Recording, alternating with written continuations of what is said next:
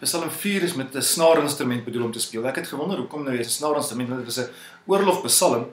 So ek het nogal gedink dit dalk sal 'n snare drum wees wat dalk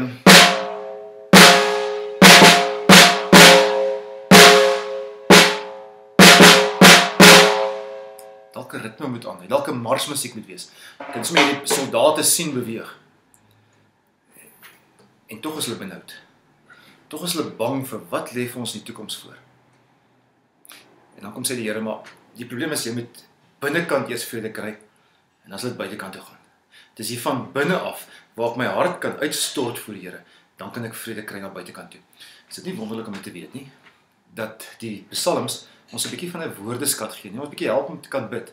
Jy kan sê, Here, ek het U nodig. Ek kan moan, ek kan groan, ek kan kla, ek kan weeklaag, ek kan treur, ek kan lag, ek kan skree, ek kan gil, ek kan sommer baie keer sulk. Ek kan sommer baie keer half dikbek teenoor die Here iewers in die hoek sit.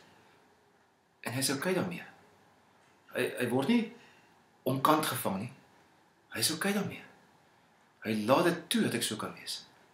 Want hy weet, as my binnekant skoon is en ek kan uitkom na buite toe, dan sal ek vrede hê daar buite.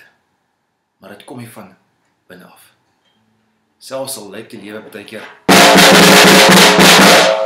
vinnig. Iewerster sommer net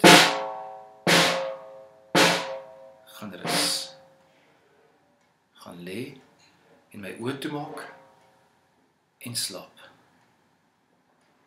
Dankie Here. Maar dalk is daar nog iets wat jy vir die Here moet sê en sê, Here, vat hierdie ding ook en bære dit asseblief. Ek kan nie meer nie. Dit is my te veel. Gee dit vir hom. En gaan lê rustig agteroor om te kan slaap.